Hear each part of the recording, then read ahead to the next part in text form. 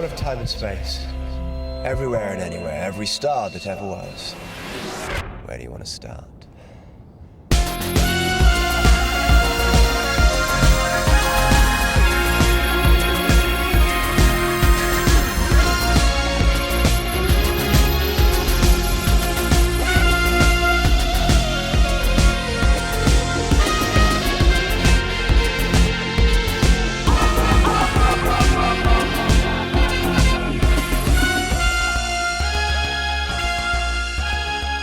We've left Tel Aviv, but we're still in the mood for culture and excitement. But we've missed by a country mile. I'm Ian. And I'm Mark, and welcome to All of Time and Space, or as all the cool kids are calling it, Eotas! Eotas! Anyway, that's enough of that tomfoolery. Let's get on with it, shall we, and get up to speed with where we are in the story. The TARDIS materialises on what at first sight appears to be a dry and lifeless planet serving only as a graveyard for spaceships. Then the TARDIS crew discovers a magnificent museum housing relics from every corner of the galaxy. These have been assembled by the Morlocks, a race of cruel conquerors who have invaded the planet Xeros and enslaved its inhabitants. Upon further exploration, the Doctor, Ian, Barbara and Vicky seem to stumble upon the impossible. For suddenly facing them in an exhibit case they find themselves. Ooh, exciting. Right, we'll be back after this. Yes, I'm afraid it's going to be a little more difficult than that. The mists are beginning to clear slightly. I'm just beginning to see reason. Where are we? Where are we? Well, here, surely. Are we? We must have arrived here in the TARDIS sometime. Are we here? Look.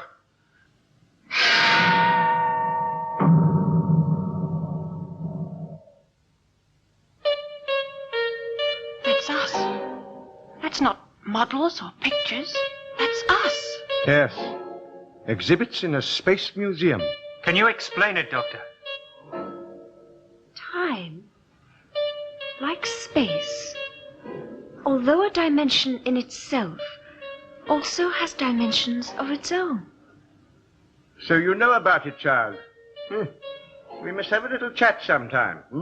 Yes, you see, we really are in those cases, but we're also standing here, looking at ourselves from this dimension. Well, it's horrible. Those faces, our faces, just staring.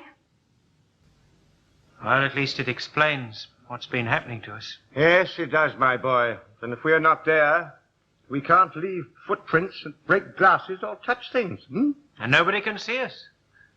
I see. Oh, yes, they can. Oh, yes, they can see us. Where we really are. There. Is there any way of getting out of this, Doctor? Well, my dear, I suppose we got into it. There must be. You know,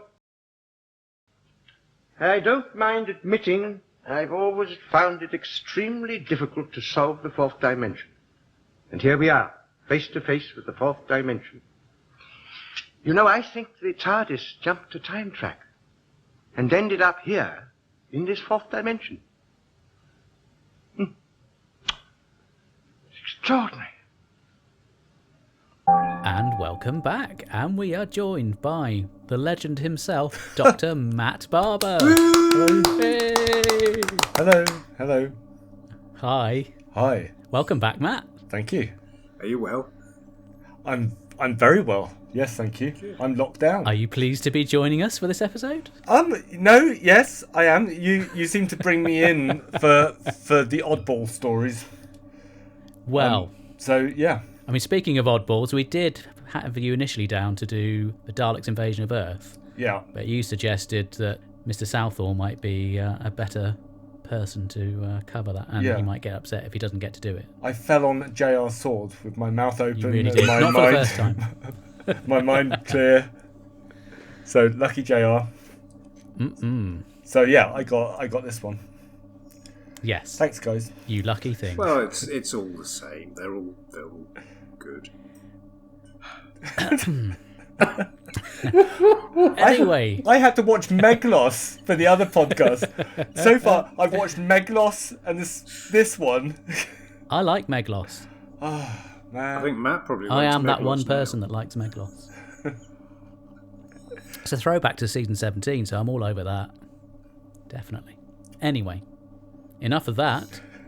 Because now, Ian, it's time for... It's time for The Mind Probe. Oh no, not the Mind Probe.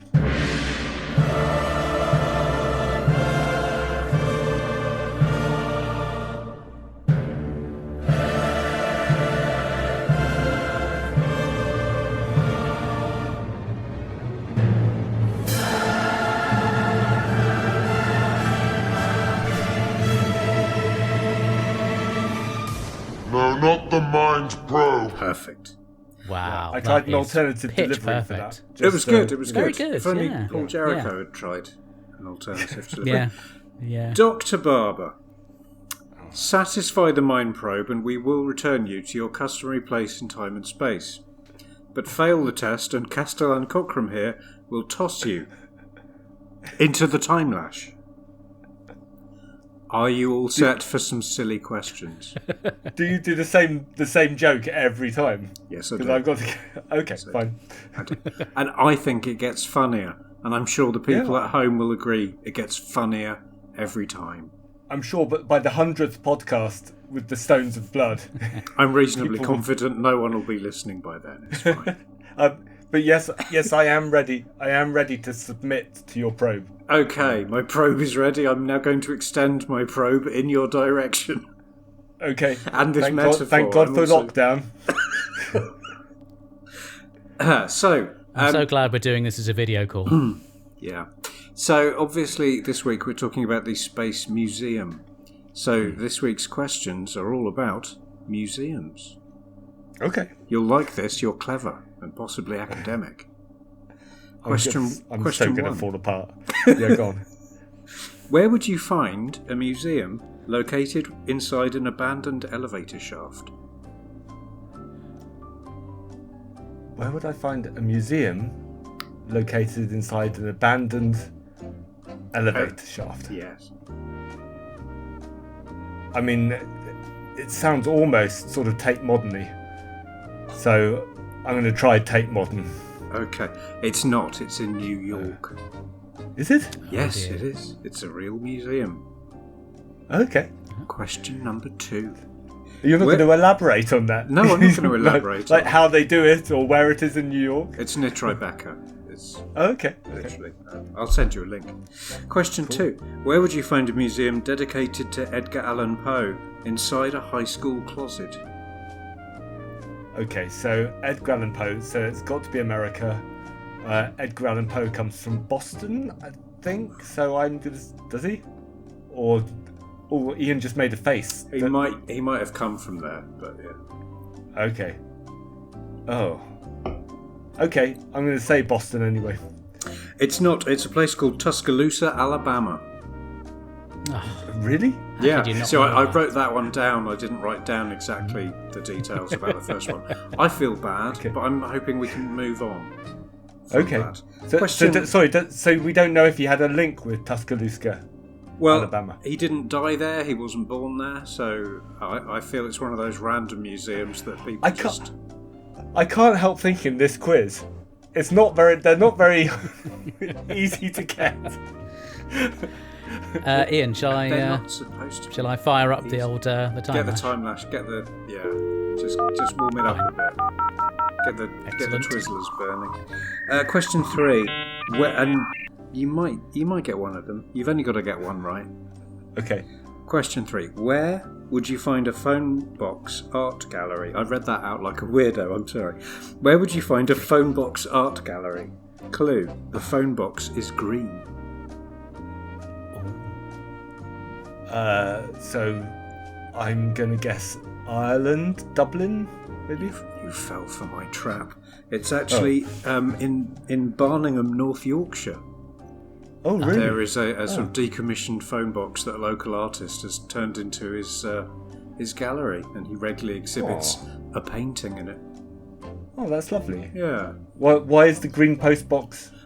Just it's a local vagary of that part of the world. They had green ones. Because to do with red would have clashed with the village style. Aesthetic. Yeah. Absolutely. Yeah. Question Excellent. 4. This is going very well, yeah? It's going very well for me because I really do want to see you being vigorously tossed into the time lash. Where would you find the House of the Red Moon, which features a museum of just 2.29 square metres, which is open 24/7, 365? Okay, so without sounding racist, I'm going to say it sounds like Japan, so I'm going to say Tokyo. Once again, you have fallen for my trap. It's actually in Monza, in Italy. Oh, right. So This time lash thing, if I fall into it, does that mean I don't get to talk about the Space Museum? Oh, no. And it's just this you will and happen Mark? after. Oh, I we've see what talked you've about done there. Quick, ask me one. I'll get it wrong as well. Yeah. I found a way out, Matt. We're fine. Let's launch ourselves into the time lash. No, you don't Mark get away can that easily. soliloquise. Matthew. It's just the idea of being tossed in it that doesn't appeal. Final question. Yeah. Really wish you good luck with this because it's a grisly fate that awaits you if you don't get it right. Question 5. Where would you find the second largest art museum in the world?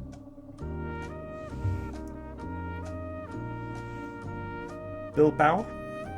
Oh, that's a very good answer. It's not correct in any way. Oh. But it is a very good answer. It's a sort of high caliber answer that I feel someone like James Bond would have given.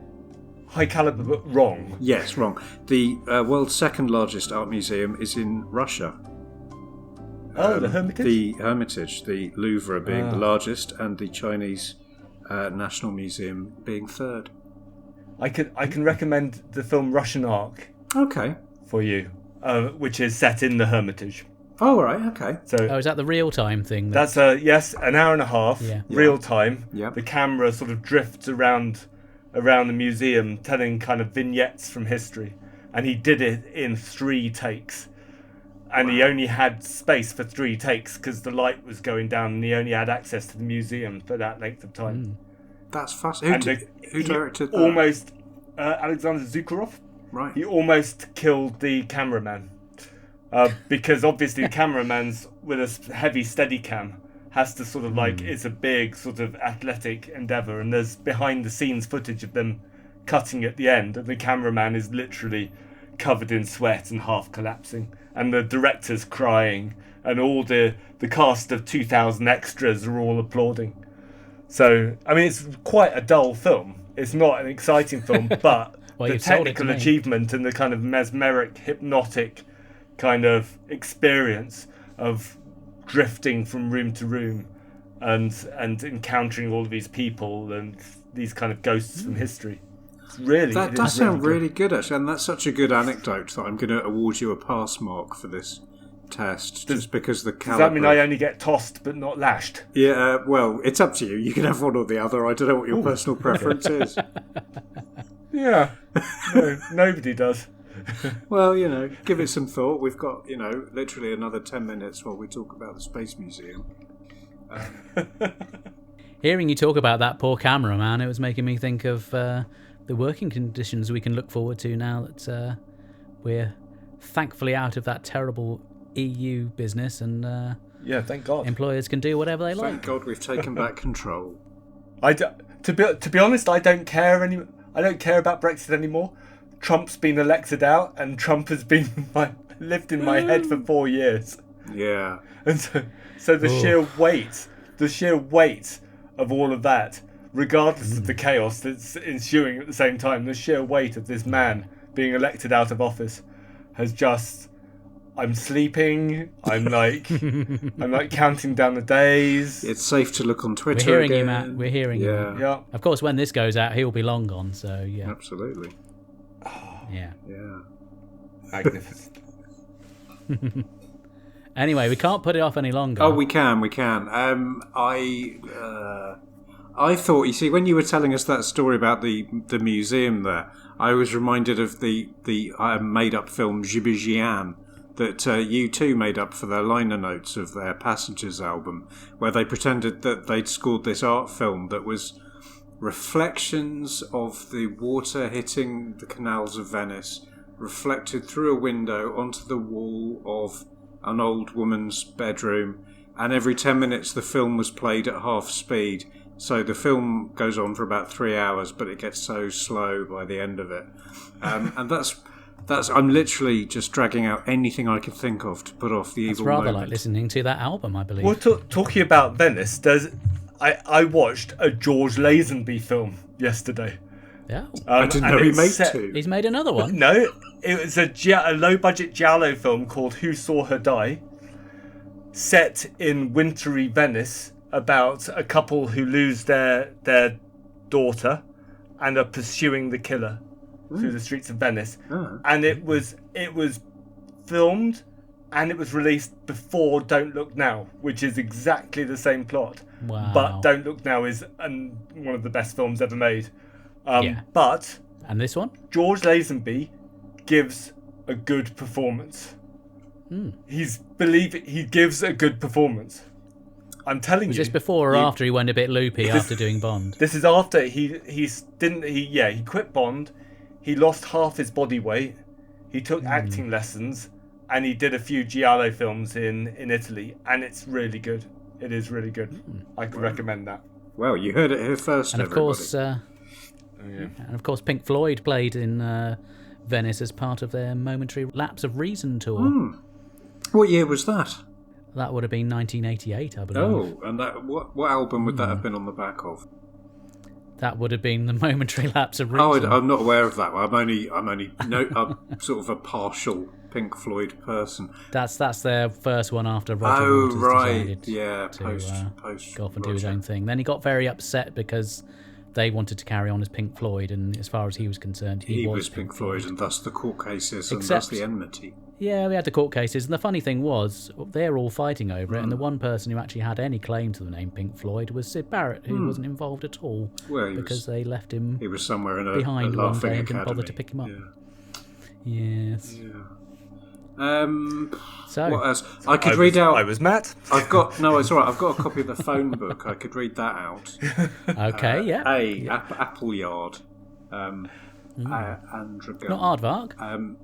I've missed the first page. Yeah, there's 612 aardvarks. Aardvark glazing. Nice. Aardvark corner shop. Aardvark insurance. Okay, all right, enough now.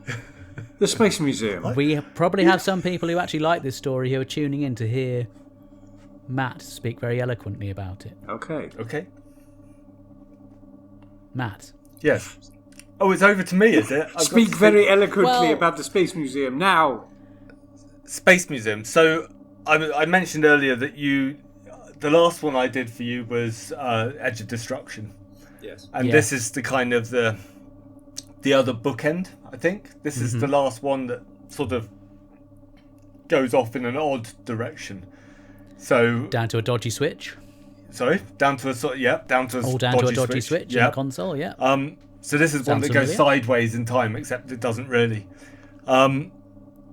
So that the general consensus is episode 1 is actually really good, because it's mysterious and it involves the TARDIS crew arriving, but somehow arriving before they actually arrive, and they're kind of ghosts in this desert, and nobody can see or hear them. They don't leave any footprints, which is really creepy, and time is sort of reversing around them.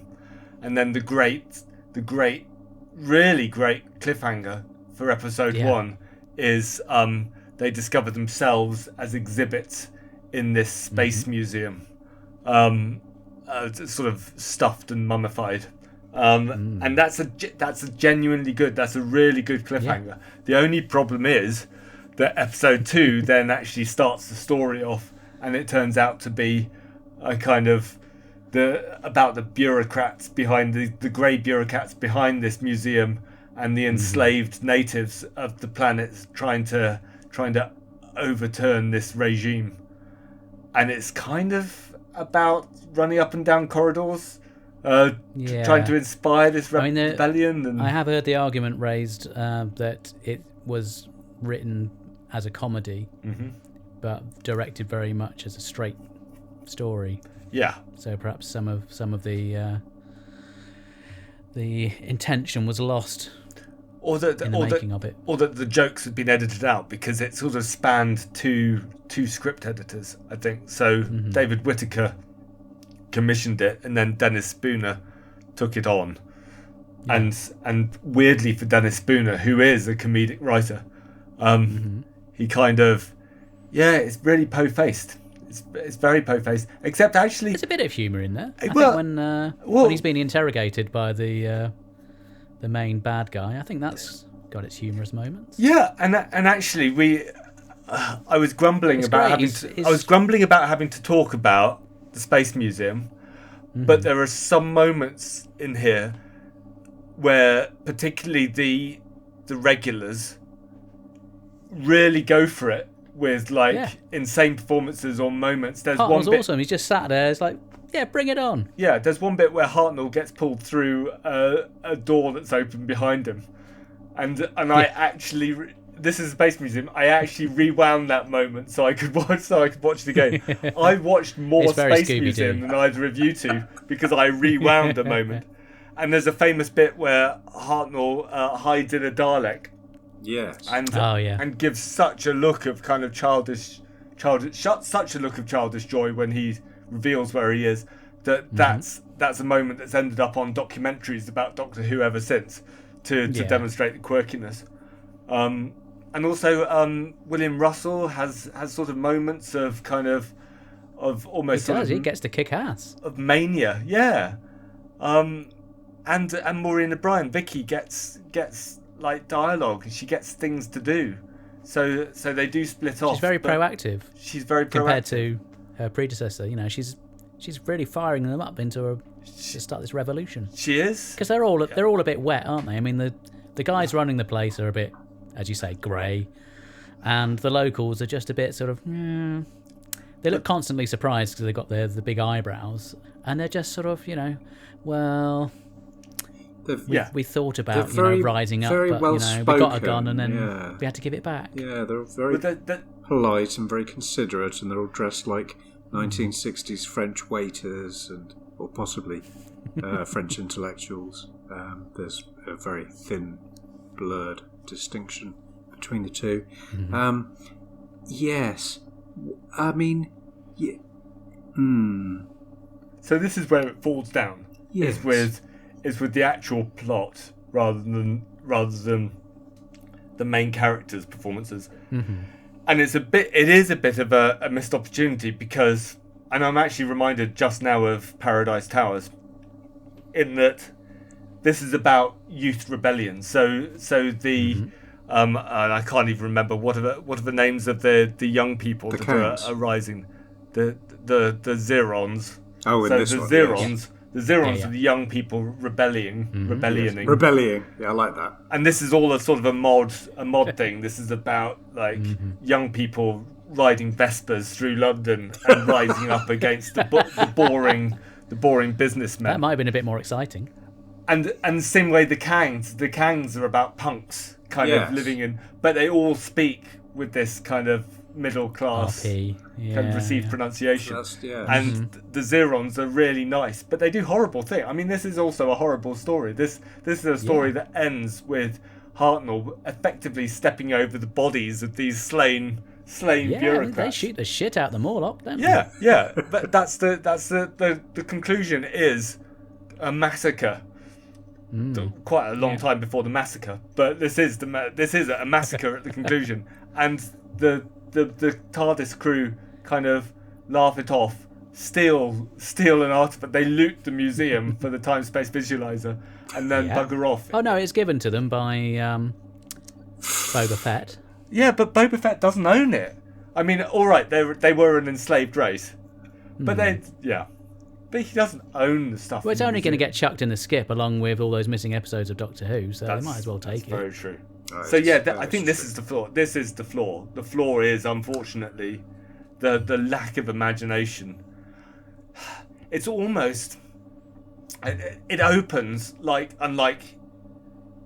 unlike any other Doctor Who story. It opens and I say that it opens like Edge of Destruction, which is another Doctor Who story. But it's a really weird Doctor Who story, and then it just becomes one of the most stereotypical Doctor Who stories. It's like it's like what Mark Gatiss not the wrote. ultimate Doctor Who story, but it's about young people. It's about bureaucrats, corridors. It's almost like a spoof of a Doctor Who, isn't it? Yeah. It's like the Mark Gatiss. That thing he wrote for the Death or whatever. Doctor Who night.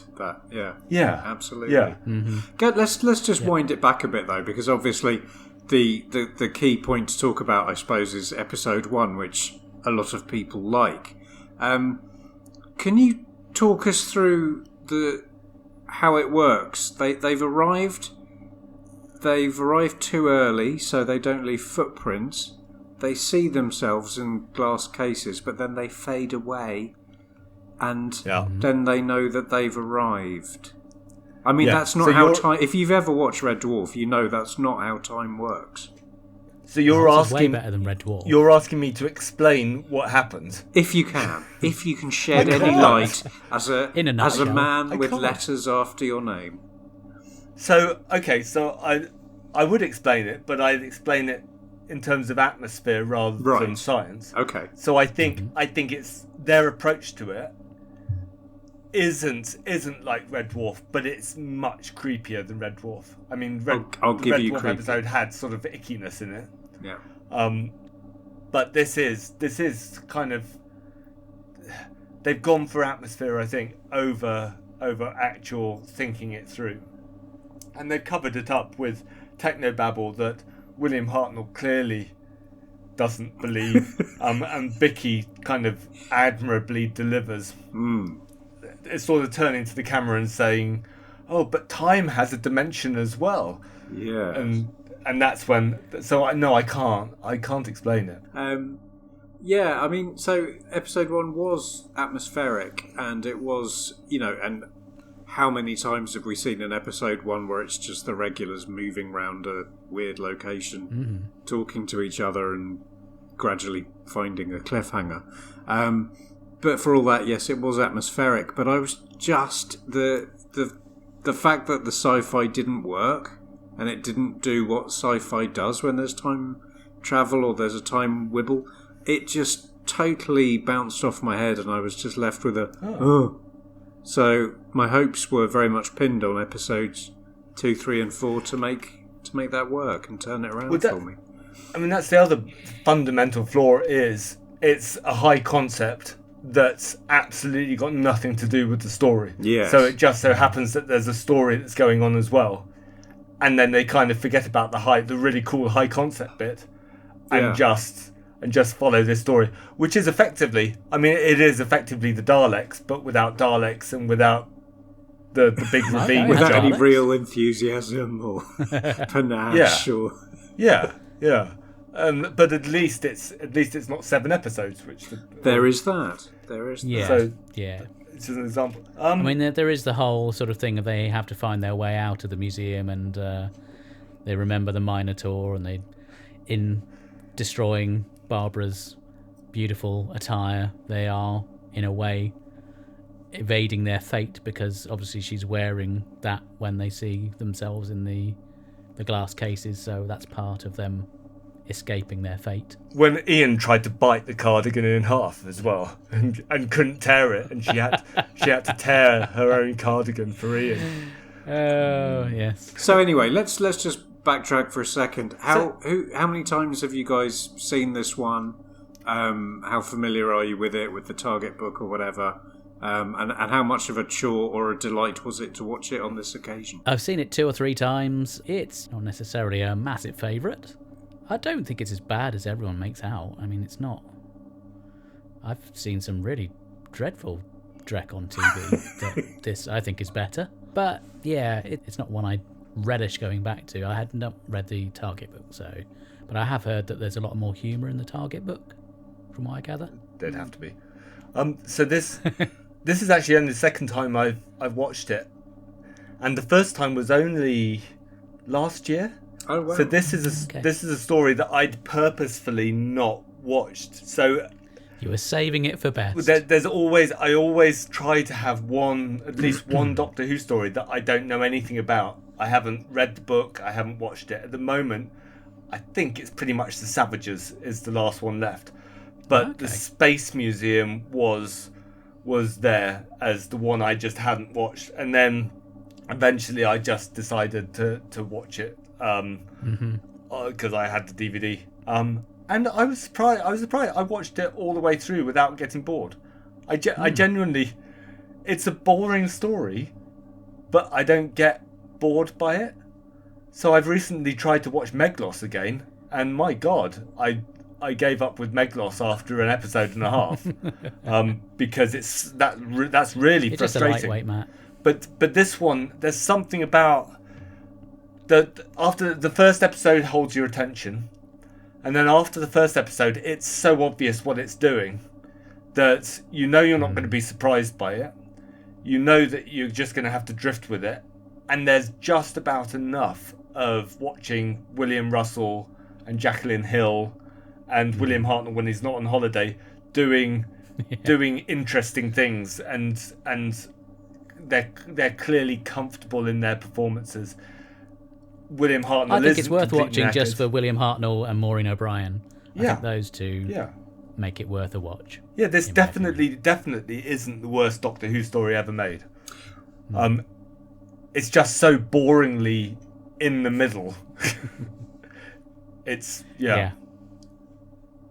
Ian, I take it, is this one of your first Yeah, viewing? I watched it last night. Now, full disclosure, I was incredibly drunk. I'd had 2 or 3 Negronis on the back of some beers and some Prosecco and I think some red wine as well. Some would argue that's probably the best way to watch it. It anyway, was yes. good in that I was numb. I felt safe. I couldn't feel my legs, but I was able to just sit and look at the thing that was happening on the iPhone.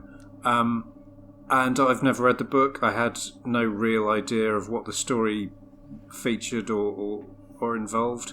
And having watched it, that is now no longer the case. I want to just circle back to something you claimed there. You claimed, Matt, that this is not the worst Doctor Who story ever made. Oh no, Right. No, it's not by far. So, does that mean that the ones that are even worse than this, are they also in the sort of Hartnell era, or maybe Troughton? Oh God!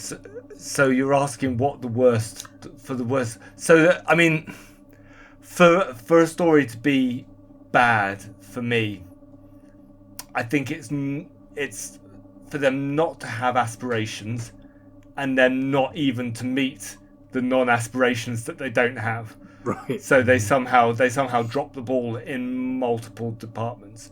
And this one, I mean, that a quarter of this one is an original, interesting event in Doctor Who, and the rest isn't offensive. I didn't find it offensive, and there was enough I thought to lift it. And actually, the sheer amusement of watching these two groups of very boring people have at it, and just knowing that the production team are just going to go, well, that'll have to do then. Yeah. That's enough for me. I found that, I mean, it's unintentionally amusing to me, but I found it amusing. I didn't mind about the lack of science. I actually prefer it when I always prefer it when there isn't a scientific explanation and they just do something bat effluent crazy with the with the plot without any explanation at all. They just say, well, this is how time works now. Okay, that's fine. But this isn't the worst. I think some of the direction's really good in this. I think Mervyn Pinfield does a good job. I don't think there's a beautiful shot where it's looking down from the exterior and you're looking all the way down through into the museum through the open doors, and that really sells the scale of where they are, the location. Yeah. And there's that bit of business when William Russell walks from the TARDIS interior to the exterior. He's doing that business with his hands. And obviously they have a recording break when they go from the TARDIS set into the location. He's sort of doing for the other set. The monster mash or whatever it is. That's it. Yeah. Just little moments like that. I mean, I just let's turn the clock back 24 hours. I'm in my room. I could be watching John Higgins versus Yan Bing Tao in the final of the Masters snooker. But I think to myself, no, that sounds a bit boring. I'm going to watch the Space Museum. Wow. You're saying that like you need somebody to remind you of what happened 24 hours ago because you were too drunk. It's all been a Admittedly, bit of a blur after that. I mean, when they the two revived times I've me... watched the Space Museum, I was hooked up on magic mushrooms, so Yeah. it might be that the entertainment value was heightened. And for me. they just found me walking down the high street here, and I was wearing this sort of sheer silk blouson and a torn cardigan. Oh, how lovely. So I'm not going to suggest that the Space Museum is worth watching, and that I'm not going to suggest that actually the Space Museum is one of those stories where if you are doing a Doctor Who pilgrimage, you'd start thinking, do I go on to the next one? But to be honest, not to want to. But then you're going to miss that sort of cliffhanger at the ending of this one, which sets up the next story. Yeah, but to be honest, I'd rather actually, in some ways, watch the Space Museum than the Chase, which is the one that's coming up for you guys. I'm not a fan of the Chase. I think that the Chase is Right. Okay. Anyway, I was Mark. Well, obviously, I'm not going I to talk respect about your the Chase. opinion, Matt, but you're wrong. But the Chase reaches high. I'll give it that.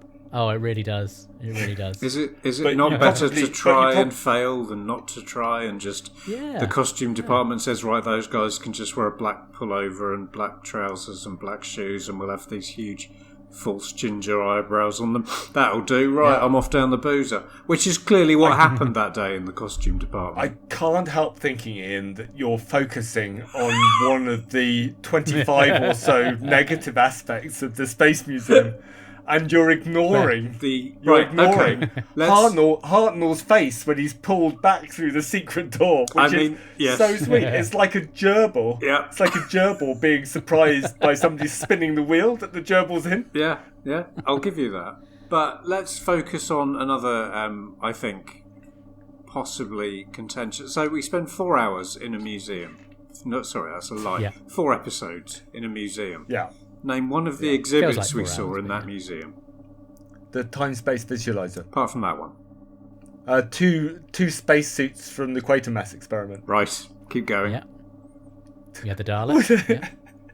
Is this I is think the that at sophistic one point- thing where you go, name one thing. Well, actually, name 7 things. I think at one point they hid We behind... had some stools from the Sensorites. Did they? Yeah. We had some stools from the spaceship on the Sensorites. Yeah. Okay. There was Yeah, they I think reused a some of the Formula props from One that. engine that Ian hid behind at one point. But you Mm-hmm. didn't see... You saw a lot of the corridors between the rooms that had all the exhibits. Yeah. You did not see a lot of exhibits. Is my minor gripe. So I haven't been to the abandoned lift shaft museum in New York. Well, but clearly, I have or you been would to have the- known where it was.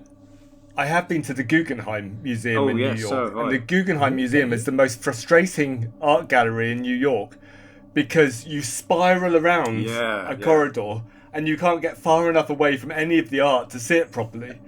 And then you end up at the bottom and out. And I would submit that the Guggenheim in New York is a more frustrating museum than the Space Museum on Xeros is. In your face. So I'm going to take that as a conclusive argument. I quite enjoyed the Guggenheim, but I did that and the Frick in the same day. So that was quite a nice day. Mark, have you ever been to any art galleries in New York? Yeah, we went to, is it MoMA? Oh yeah, that's great, isn't it? Yeah. Yeah, we went to MoMA. That's a Did it? And they had... Is that the one with the suspended helicopter in the lobby? I think I would remember that. if I'd I don't seen feel it. like that No, was I a don't. permanent fixture.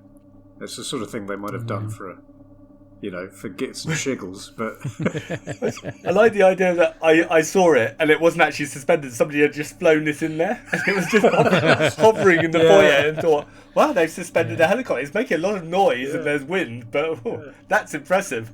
And move on and they just We fly seem out. to have veered away from the Space Museum. we do. Oh, Funny yeah, Just, that, I'm isn't just it? pointing that out. Did anybody watch the snooker? I mean, I didn't. I've been missing it whilst I've been in lockdown, and I haven't been watching terrestrial television that much. And also Ronnie O'Sullivan didn't seem to be playing in it. He made it, I think, through to the quarters, but Oh, did he? Because I really okay. leaned into it because it's the only thing that happens, at the moment. Yeah. So anything sport, or not anything sporting, I can't abide most sports. Look at the state of me. But I do like watching the snooker and the Formula One, so I've watched quite a lot of it this week. Well, I finally got around to watching The Avengers: Age of Ultron, which is it's quite a new film. I've heard. It's Have you seen any of them afterwards? No. Because I've been doing my own pilgrimage of Marvel movies. Oh yeah. And actually, I got quite a long way, but I actually fell over at Civil War. Right. Which is... Well, actually, I tell a lie. I have seen Black Panther. That's really good. Black Panther's really good. Thor Ragnarok, I think, is one of the best Marvel movies. Thor Ragnarok is really good. Yeah. And I've also Not the watched Space Museum. first 2 episodes of WandaVision as well. Oh right, yeah. Which is so much better than the Space Museum.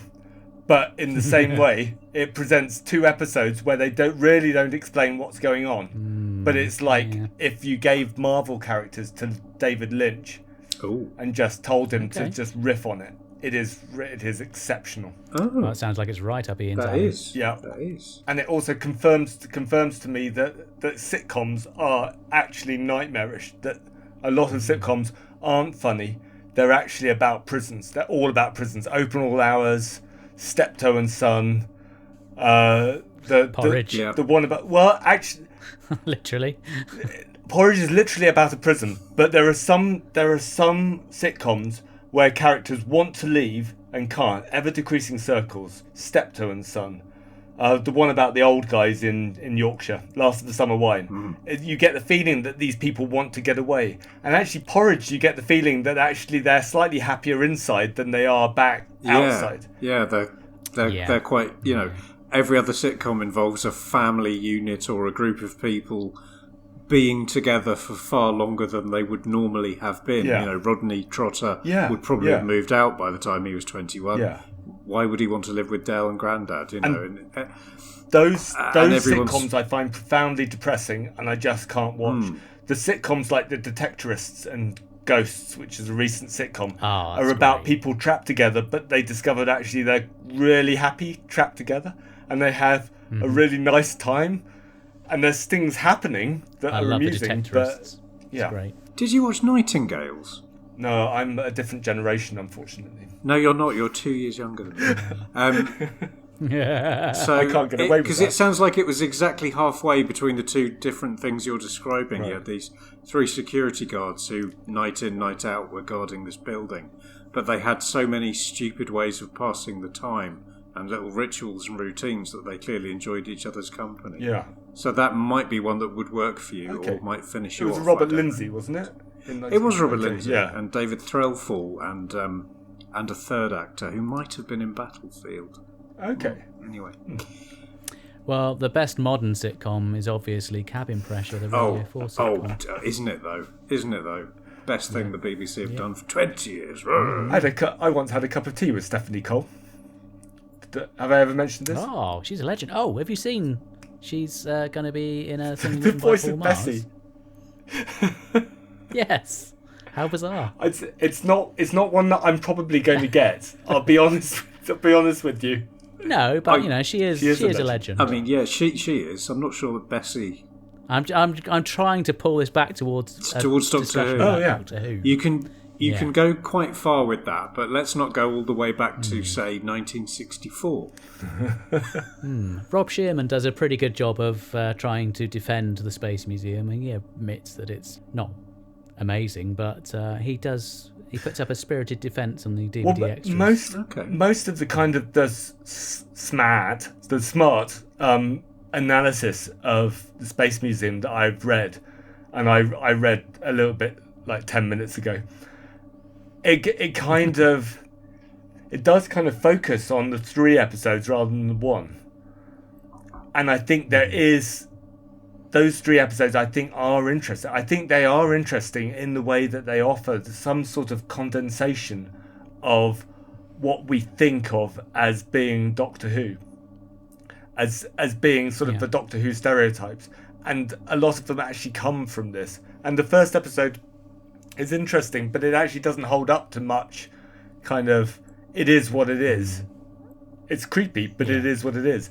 Those 3 episodes are the more hidden ones. It's a bit like An Unearthly Child, where you always think of that first episode, but actually the 3 Stone Age ones are sort of more interesting because they've been underappreciated or under-examined. Mm-hmm. And I think it is worth watching. I think the Space Museum is worth watching, not just in the completist sense, but in terms of finding.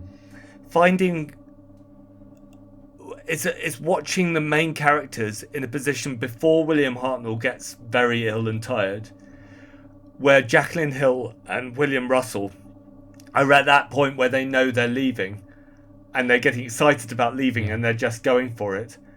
And Maureen O'Brien is actually trying to impress, and is kind of taking her role and trying to do something non-Susanish with it. And that dynamic between the 4 of them makes it... For 3 episodes, it's not that much time to have to endure. So there's a lot of that fills the space up, and you see Boba Fett like in a black kind of French avant-garde kind of. All he needs is a kind of a goatee. A jeton. Yeah, and he'd really be a sort of a rebel teenager. But I think I was thinking more the Beatles. I think you're right. Now that I actually think about it, in the light of what you said, that those episodes 2, 3, and 4 are quite hard work in an excruciatingly bad kind of way. But they don't feel like a place where you'd stumble on the pilgrimage, because I think they're so egregiously comically terrible that you can't help but enjoy them. Because it is, it is the Doctor Who story, done so half-arsedly. And apart from, obviously... Rob Shearman says even the computer sounds bored. Yeah, exactly. When they're trying to crack the code to get into the armoury. Can you be bothered to remember the next line? That's probably where Marvin came from. So watching it, you're kind of like sort of staggered and, astonished by how really mediocre this is, but there's a lovable quality in that, which something like the Sensorites, which is all very, very good, but my God, it is just agony to watch. Yeah, all right, maybe it's not that bad. So it's the Sensorites that. So if this isn't where you would stumble, presumably, have you already found a story that you would have stumbled if you weren't doing this for Mark and this podcast? I mean, everyone says the Sensorites is hard work. I mean, it's not hard work. Getting up in weather like this and delivering newspapers is hard work, and don't think I haven't tried. But if it was purely down to me for fun, I probably would have wavered somewhat by now. Okay. On a number of occasions. Yeah. But I think we found the Reign of Terror quite hard. Really? Well, I only read the book, and that was... I seem to remember. I liked the Reign of Terror. I really like that animation. No. I think that came out... Did that come out bottom in our season 1 I think it might have retrospective? done. You monsters! Yeah. What? Well, hey, don't blame us. It was Bob Fleming. Okay. Yeah, Bob and Craig, voted it yeah. down. Yeah, it was all his fault. God. Just throwing him under a bus. Oh dear, let's hope he's not listening to this one. Hi, Bob. So I mean, I think I voted it quite low as well, to be fair, so I can't... I mean, I'm assuming everybody's going hands to up be that listening to this one because they're going to be fascinated to find out what everybody thinks about the Space Museum. This has to be a sparkling... I mean, yeah. But presumably you're now seeing, like, Dalek's master plan on the glittering horizon, just waiting for you to, like... You're starting to have conversations about how to actually approach the Dalek's master plan, whether to, split it into 2 special podcasts or have an epic podcast. You're not. Yeah, I mean, I've just got a post-it note to ask Mark where I can watch it exactly, because otherwise we're going to have a... Yeah, it's all been fully remastered, Ian. Good. In glorious HD. Right. I'll lend you the Blu-rays. Oh, thank you. Great, I'll look forward to that. I'll keep an eye on the postman. So do we want to... Is there anything else you want to say before God, we yes. wrap it up and give it a score? Go on then. Unleash the fury. So, Ian Chesterton, who... I think he's really good in this. Well, we have on occasion disagreed about that, haven't we? Okay, I think he's really good in this as well. So bring it on. Come on. Do you? Do you? Yeah. What? So he can't bite his way through a cardigan. But isn't that purposeful? He But- dresses like Roger Moore playing Alan Partridge. But he can take on several men with his bare He hands. can beat off a few men. I've seen an awful lot of He things really can. online where that happens. That's nothing special. So isn't I feel like he mellowed over the... after Susan left, I think he had maybe 3 or 4 stories there where he was... he was chilling out. He was more tolerable, more bearable. And this one, the broom up his arse has just been pushed a couple of notches back up. He's just edged back into real git territory. Well, he's on the edge because, he's got to... The doctor's gone missing. He's been kidnapped. He's worried that Barbara is going to be gassed to death. And another like a thing, badger. Barbara is so gorgeous in this, where she's trying to get that door open and her hair's a mess, and she's wearing that silk blouse.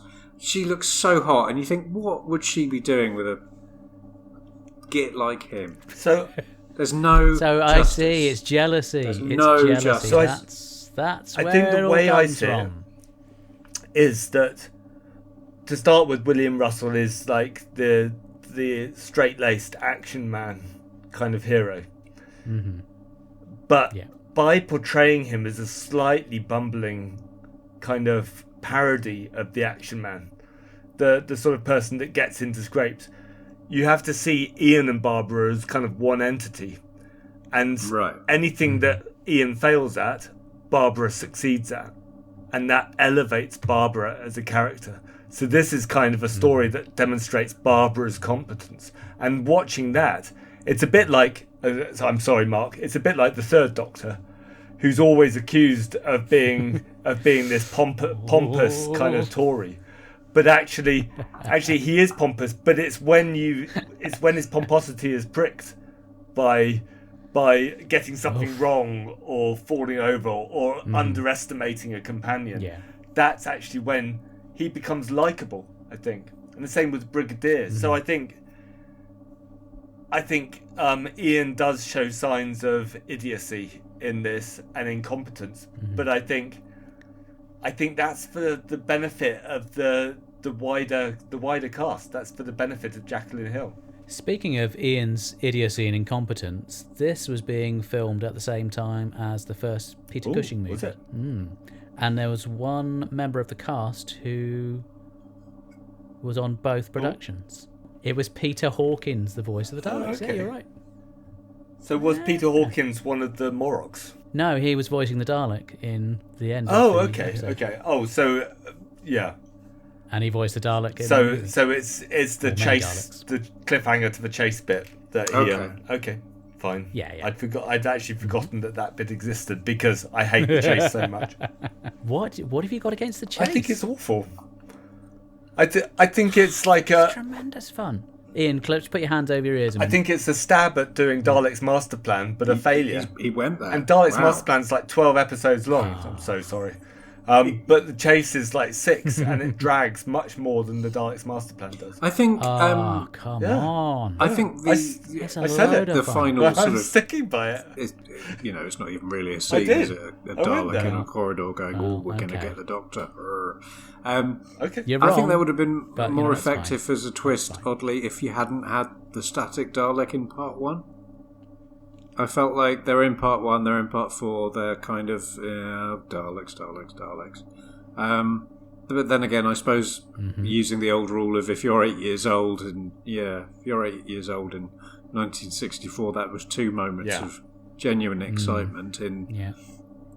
in a story that otherwise might not have been quite so wonderful.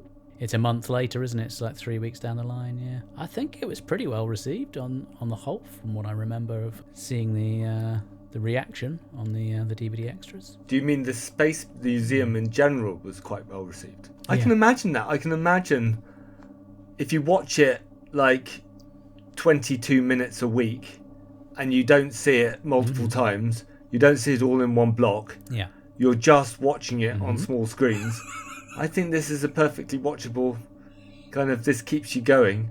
And as Ian says, you've seen the Dalek in like the first couple of That's not of bad. That's not to be episodes, sneezed at. and that's enough excitement Yeah. for half the story. And then you see a Dalek in the final episode. In a sense, there are Daleks There in you go. 3 of the 4 episodes, which that's not bad. No. Okay, do we want to wrap this up? Okay. Can we think of any other tangents to go off on? Well, as I said before, I think Maureen O'Brien is really good in this. I think she does that whole thing of riding up the local kids to get them to overthrow their grey oppressors. I think that's really good. I think Hartnell's fantastic. He's taking the piss out of that guy when he's sat in the chair where he can't get out, and the guy's interrogating. He's just taking the piss. It's brilliant. Classic Hartnell. Yeah. It's great. Yeah. You're not. It's Ian's looking at me like almost as good as why did you make me Pertwee and watch Day of the this? Daleks. It's not going to be one that I'm going to be desperate to go back and watch again, but I don't think it's anywhere near as bad as a lot of people. So Mark, Ian's described the story that he could potentially have given up on. You know what's coming. What are the stories that worry you with this podcast? No, because that will then cloud Ian's opinion. So I want him to come in completely fresh. Okay. So I'm not gonna play that game, Matt Barber. Okay.